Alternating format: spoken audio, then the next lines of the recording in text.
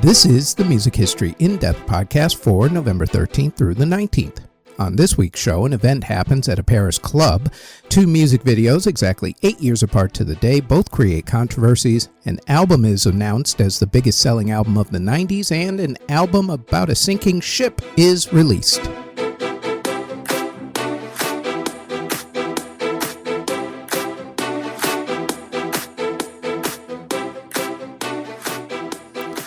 There are unfortunately times when politics and music intersect, especially when it comes to extreme violence and terrorist attacks. The May 22, 2017 terrorist attack on the Manchester Arena in England after an Ariana Grande concert that killed 22 people, for instance. The October 23 through 26, 2002 siege of Moscow's Dubrovka Theater that ended in the deaths of over 130 hostages, and this next series of events that happened in France. In Paris, the evening of November 13, 2015 started out like many others do. There was an international football friendly between France and Germany. People were hanging out in cafes and restaurants. Some people were attending a concert by the group the Eagles of Death Metal at the Bataclan Theater in Paris. By the time the evening ended, 130 people would be dead in a coordinated terrorist attack, most of those dead at the Bataclan Theater. It would be the bloodiest day on French soil since the end of World War II and would usher in a round of terrorist attacks aimed specifically at music goers, including attacks in Manchester, England, Orlando, Florida, and Las Vegas, Nevada. France was already on high alert after the attacks at the Charlie Hebdo magazine headquarters and other targets only 10 months earlier than that. France was warned that there was going to be an imminent attack, but authorities didn't heed the warning. The same with the Bataclan Theater, whose Jewish owners had been threatened over the years for their support of Israel. Apparently, the fact that those owners had sold the club only 2 months earlier to non-Jewish owners was completely lost on the terrorists. The attack started at 9:16 local time at the Stade de France, where the football game was being played. There, suicide bombers blew themselves up. Within minutes, other attacks started in different parts of Paris. People hanging out in cafes and restaurants were shot at by groups of terrorists as they drove down the street. About 25 minutes after the first attack happened, the deadliest attack started. Terrorists pulled up at the Bataclan Theater, machine guns at the ready. They quickly took care of the guards and made their way through the club up to the mezzanine level where they set themselves up. Below them, the band Eagles of Death Metal were playing, and as the band played, the terrorists opened fire. The crowd at first thought that pyrotechnics were going off. Then, as bodies started dropping and the blood started spilling, it became all too obvious what was happening. The crowd started running, but the terrorists threw grenades onto the crowd to hamper their escape. The terrorists then started going through the club, hunting and killing as they went floor by floor, room by room. The band managed to escape. Many others weren't so lucky. In the end, once the police came and shot the terrorists, who hadn't blown themselves up with suicide vests at that point, 89 people had lost their lives. The innocence of going to a concert was lost, as evidenced by recent events targeting concert goers. The Paris terrorist attacks, including the attack on the Bataclan Theater, November 13th, 2015. Let's move on to some happier news. In certain years, a pop culture phenomenon takes over the world, carrying everything along in its wake, so much so that it almost gets to the point of annoyance. Think High School Musical, Saturday Night Fever, Star Wars, Frozen. Such was the case in 1997. Celine Dion was born near Montreal, Canada, and started out as a child singer who sang French music. At the age of 12, her brother sent a recording of her singing to manager René Angélil. At the age of 15, she made her first French album, which did very well. She then competed in the 1982 Yamaha World Popular Song Festival, which was held in Tokyo, Japan, and she got the top prize there. A year later, she was the first Canadian artist to get a gold record in France. She spent the rest of the 1980s making hit records in French, and then she saw Michael Jackson perform and realized that she wanted to be world famous. But in order to do that, she needed to learn English. In 1990, she released her debut English-speaking album Unison, which had the hits If There Was Any Other Way, The Last to Know, and Where Does My Heart Beat Now, which became her first top 10 hit in America. She also ended up duetting with Peabo Bryson on the theme song for Beauty and the Beast, which gave her international stardom. The rest of the 90s were spent getting hit after hit in the adult contemporary market and recording in French as well. After her 1996 chart-topping album Falling Into You, Celine went into the studio to record her follow-up Let's Talk About Love. On the record were songs with Barbra Streisand, Luciano Pavarotti, the Bee Gees, Corey Hart, Carole King, and many others. She released 4 singles off of the album within 4 months of each other. The first single, Tell Him, was released on Halloween 1997, with the album coming out 2 weeks later. 4 weeks after the album came out, she released Be the Man. Almost 3 weeks after that, she released The Reason. She released the 4th single only 3 days after releasing The Reason. The 4th single has a bit of a backstory. At that time, there was a movie being made about a ship that sank. The movie at the time, Titanic, was the most expensive movie ever made, with initial budget costs of around $250 million US. The movie was supposed to be released in the summer of 1997, but it got pushed back until winter so that director James Cameron could do more work on the movie. As it turned out, the move was extremely advantageous for the movie. If it had come out in the summertime, it would have just come up against a bunch of other big blockbuster movies. But as a winter release, it had the movie landscape practically all to itself. Film composer James Horner was not director James Cameron's first choice to do the soundtrack to the movie. He originally wanted singer Enya to do the music, but much to her regret later on, I'm sure, she actually turned him down. Horner gave the movie an instrumental theme throughout the movie. Then he decided that he wanted an actual theme song to run with the credits. Cameron was not thrilled at all with the idea. Turns out, neither was Celine, who didn't want to be known as the, quote, soundtrack go-to woman, end quote, after the success of Beauty and the Beast. Both of them had to be convinced, but convinced the both of them finally were.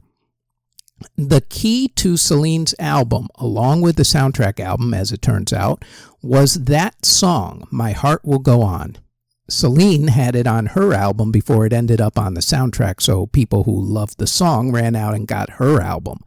Titanic ended up being a huge hit. In fact, it made megastars out of virtually everybody associated with the album and the movie. Actors Leonardo DiCaprio, Kate Winslet, and Billy Zane became huge stars.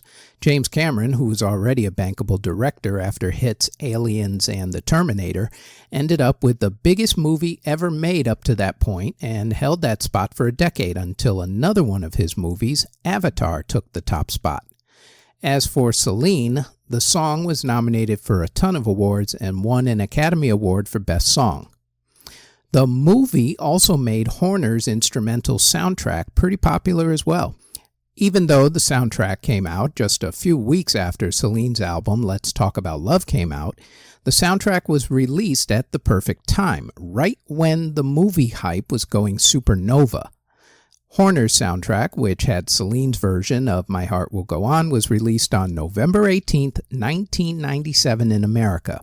The soundtrack went on to sell over 11 million certified copies in America alone, selling even more than Celine's album. In total, Horner's soundtrack sold over 30 million copies worldwide. It also spent 10 straight weeks at number 1 on the albums chart, a feat that hasn't been repeated until recently. It also won James Horner the Academy Award for Best Film Score and, with a little help from Celine Dion's blockbuster song, became the 69th biggest-selling album of all time in America. The soundtrack to the mega blockbuster movie Titanic, released on November 18th, 1997.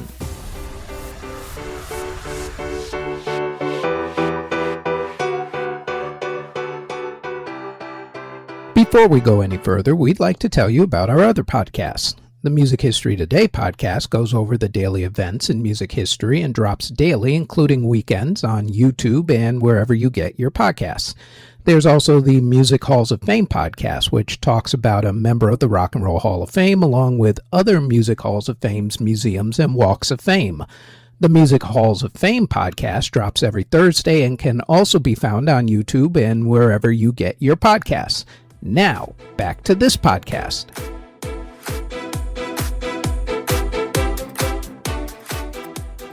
Michael Jackson made music video history and created controversy twice this week in music history, exactly 8 years apart to the very day. First up, a little backstory. In 1980, Michael Jackson was upset. Although his solo album, Off the Wall, had sold over 20 million copies worldwide and had spawned the hits Off the Wall, Rock With You, and Don't Stop Till You Get Enough, along with She's Out of My Life, the album did not get Album of the Year at the Grammy Awards. What's more, he had tried to get on magazine covers, but Rolling Stone magazine famously declined to do a story on him, and as he told someone afterwards, quote, "I've been told over and over that black people on the cover of magazines don't sell copies. Just wait. Someday those magazines are going to be begging me for an interview, and maybe I'll give them one, and maybe I won't." End quote. With that in mind, Michael went to work on his new album. He recruited Quincy Jones, the late great master Quincy Jones, who had produced Off the Wall, to produce this new album. They recorded 30 songs, agreeing to 9 of them for the album. He got songwriter Rod Temperton to help write a few songs, including Thriller, got horror film master Vincent Price to do the voice towards the end of the song, which he pulled off in 2 takes. Recruited the members of the group Toto to play on songs like Beat It, had Eddie Van Halen do a guitar solo, and got Paul McCartney to duet on a song. When all was said and done, both Michael and Quincy listened to the album and hated it. They then spent the next 2 months stripping down the songs and remixing them. Finally, on November 30th, 1982, Michael released that album, Thriller. At first it did okay. The Girl Is Mine with Paul McCartney was the lead single and went top 10. Then Michael made the music video for the next single, Billie Jean. MTV refused to play the video as they were, quote, a classic rock and roll station, end quote, which was their way of saying that we don't put black people on our channel. Michael's record label president, Walter Yetnikoff at the time, famously threatened to pull every single video off of the channel unless they played Michael's video. And when that record label at the time was CBS Records, the biggest record label in the world at that moment, that threat carried a ton of weight. MTV relented and played Billie Jean. Good choice, as it helped to make both the song and MTV very popular. And then came Beat It, Michael doing the moonwalk on the Motown 25 TV special, and the album and MTV both went hyperdrive. The album started selling over 1 million copies a week. Michael received critical acclaim and tons of awards, including that elusive Album of the Year Grammy. It's been certified to have sold over 33 million copies, making it by far the biggest selling album of all time worldwide. It still, to this day, manages to sell 100,000 copies a week. Oh, all those magazines that wouldn't put him on the cover? Well, Rolling Stone came begging for him to do an interview with them, even though they had only given him 4 out of 5 stars on their initial review of the album. Michael thought about it and then granted them the interview, but only if they put him on the cover. They obliged, becoming their biggest selling issue in a very long time. By late 1983, Michael Mania had fully taken hold of the world. The Thriller album was selling upwards to 1 million copies a week at that point, and what helped the album's sales was the popularity of MTV. You could actually say that Michael Jackson and MTV had a symbiotic relationship. Michael made MTV into a cultural icon, while MTV did the same for Michael Jackson. Michael definitely knew how to use the visual medium. The music videos Billie Jean and Beat It helped to turn those songs into #1 smashes, while his performance of the moonwalk while performing Billie Jean on the Motown 25 TV special helped to turn Michael from a superstar to a megastar practically overnight. Everybody wanted to know what he would do next. Didn't have to wait long. In late 1983, Michael started working on a video for the title track to Thriller. Instead of making just a 5-minute video, he decided to make a short film with a horror bent to it, in keeping with the song's theme. He gathered up the best in the business at the time. He got John Landis, who directed An American Werewolf in London, to direct his video. He got Michael Peters, who was the hot choreographer at the time after working with Michael on Beat It and also with Pat Benatar on Love is a Battlefield, to choreograph Thriller. Academy Award-winning makeup artist Rick Baker did the special effects, while horror film superstar Vincent Price's voice made the film, having already been on the original recording of the song. Michael's now famous red jacket was designed actually by John Landis's wife, Deborah Landis. The video was not without controversy, as Michael was a devout Jehovah's Witness at that time. For starters, he casted Playboy model Ola Ray for the female lead. That did not sit well with the church. The other thing that didn't sit well with them was the subject matter of the video, which of course was Michael turning into a werewolf. Remember, kids, this was 1983 and the Reagan Revolution and conservatism was the thing back then. The controversy actually got to the point where if you watch the full video to this very day, at the very beginning of the video, you will see the following words. Quote, "Due to my strong personal convictions, I wish to stress that this film in no way endorses a belief in the occult." End quote. Yes, he actually had to put that at the beginning of the video because the church didn't like him doing the video. Go figure. In order to get the film eligible for an Academy Award, they premiered it not on MTV, but in a movie theater. On November 14, 1983, the movie premiere for the video was held at the Metro Crest Theater in Los Angeles, California. A lot of famous people were there, including Eddie Murphy and Diana Ross. The film received a standing ovation and was shown again to the delight of the audience. The ramifications of this video were rampant. For starters, the film did not receive an Academy Award nomination in the short film category as Michael had hoped for. However, it did become the most overplayed song during the Halloween season, even to this year. The behind-the-scenes VHS documentary, The Making of Thriller, sold over 9 million VHS copies, becoming the most successful music video according to the Guinness Book of World Records. On YouTube, the video has, as of this podcast, over 1.02 billion views, that's with a B, in the 15 years since it was first posted officially on YouTube. It is also the first music video to be inducted into the National Film Registry by the Library of Congress. It also, after numerous wins at the American Music Awards and also at the Grammys, helped to cement Michael's place as the King of Pop. The premiere of Michael Jackson's Thriller music video held in Los Angeles, California on November 14th, 1983. Before we get to the other Michael Jackson music video controversy, there are two events this week that are worth mentioning. The first is that on November 16, 1969, a musical based on the 1949 book The Story of the Trapp Family Singers premiered. The musical that made you climb every mountain to do Do-Re-Mi and made the hills come alive. The musical starring Mary Martin, The Sound of Music, premiered on Broadway on November 16, 1969. The other event also concerns the King of Pop. However, this one is not a happy event. By the year 1993, rumors about Michael Jackson's odd behavior culminated in a lawsuit concerning allegations of child molestation. After a year of those allegations and the civil trial that followed, those allegations went away when Michael settled the claims for an undisclosed amount. This next time, though, those claims would not go away with just a monetary settlement. On November 19th, 2003, an arrest warrant was issued for Michael Jackson concerning different child molestation allegations. This was now a criminal case. His Neverland Ranch was raided as police went searching for evidence.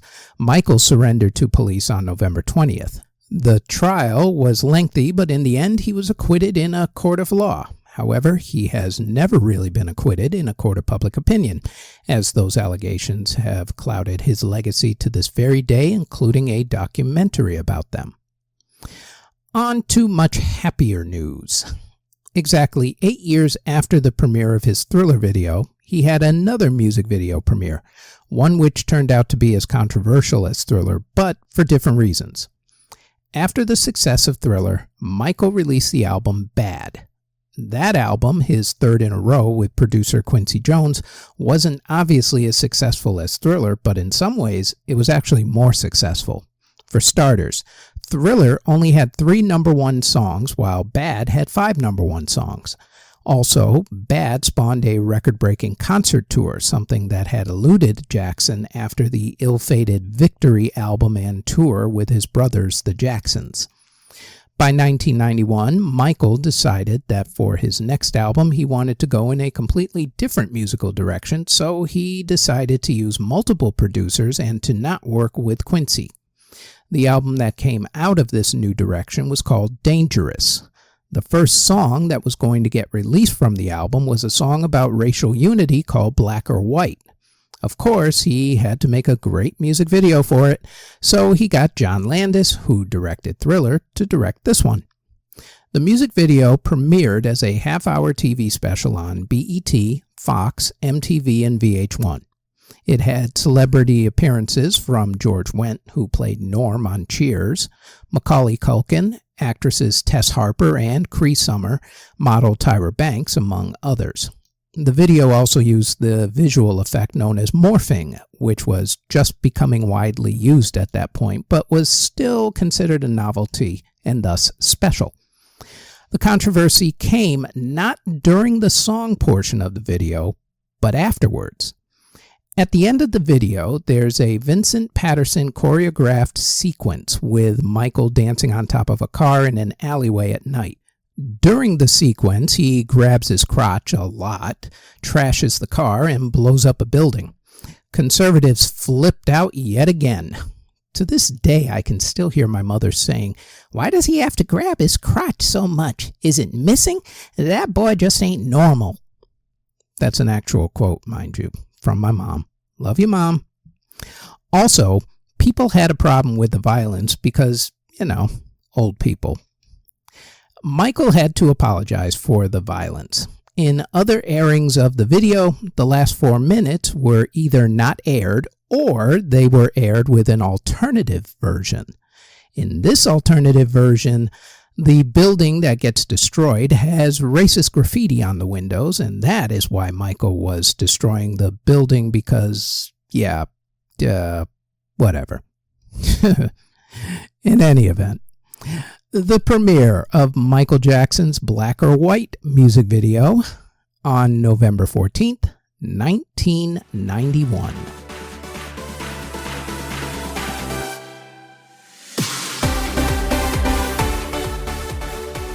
This last event concerns a big announcement. First, the backstory. In 1993, Heart Management owners Bob and Chris Herbert wanted to start a girl group. They had seen the rise of the boy bands at that point and figured that now was the time for a female group to finally emerge. In February of 1994, they placed an ad for auditions. The first audition was held on March 4th, 1994. At the audition at DanceWorks Studios, about 400 women showed up. They had to learn a dance routine for the song Stay, and they had to perform songs that they chose. From that audition, the group was whittled down to 12 women. The second audition was held in April. One person made the cut to the second audition, even though she wasn't at the first audition because she had to work that day. In any event, after the second audition, they had to do another audition, this time at Norris Studios. They had to perform Signed, Sealed, Delivered and perform another song that they chose. Finally, after deliberating, the group with the members Victoria Adams, Posh, Melanie Brown, Scary, Melanie Chisholm, Sporty, Emma Brunton, Baby, and Jerry Halliwell, Ginger, better known as the Spice Girls, was formed. The group was originally called Touched, but changed their name to Spice. They couldn't use that, though, because there was a rapper named Spice, so they simply added a word.